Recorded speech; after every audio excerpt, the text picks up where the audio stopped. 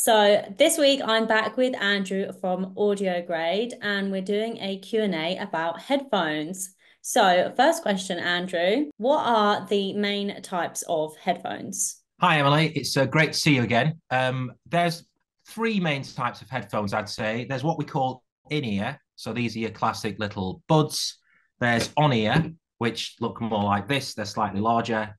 And then there's over-ear, which look like this, which sit around your ear rather than on your ear itself. What are the advantages and disadvantages of on-ear headphones compared to over-ear headphones? So on-ear headphones, I'd say are all about convenience. And I've got an example pair here. These are some relatively cheap JBLs. I'll just pop them on.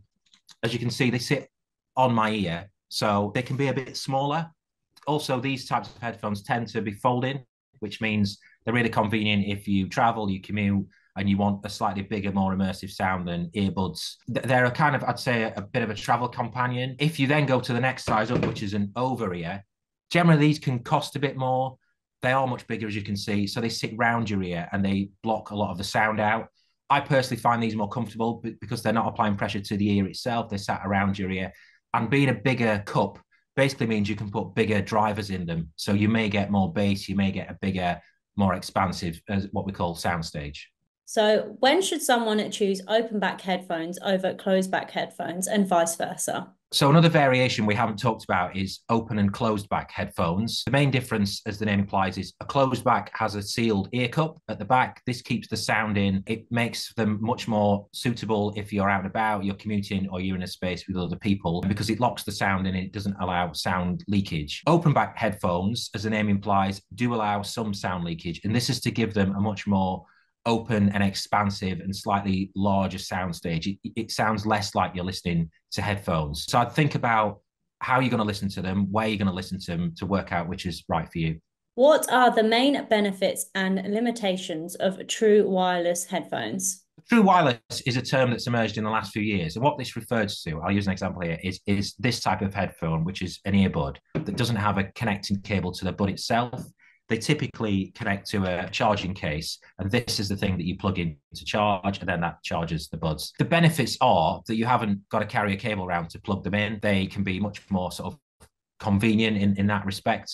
The disadvantages are they rely on battery, and they're going to have the batteries inside the buds themselves. So they can be a bit heavier and a bit bigger. And they've also got what's called the DSP inside, and that refers to digital signal processing. What are the emerging trends and headphone tech that buyers should be aware of?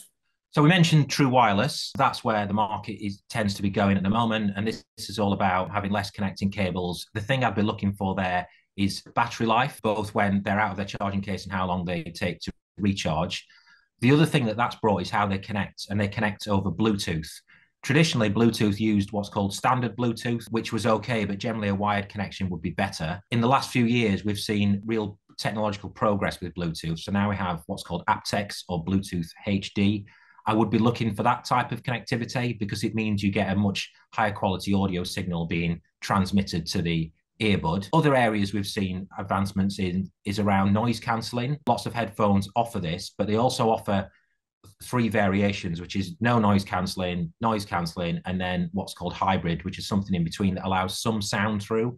And that's really useful if you're switching between, for example, being on a train and then walking down the street where you've got to be aware of cars or whatever. So I'd look for what they offer.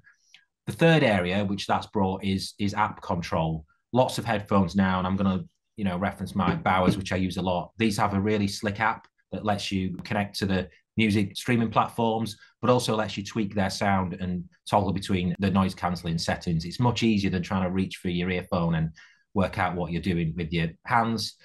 The other thing I'd be aware of is DSP. This is called digital signal processing. In the old days, you'd get a wireless headphone that you could also plug in. So if, like me, you forget to charge things up, you could just plug them in and they'd be fine. But lots of headphones now will only pass the signal through their DSP engine, as it's called. So if that's flat, it's game over. Hence, I'd just look at which model you're going for, how they actually work, and which are the right sort of settings and tech for you.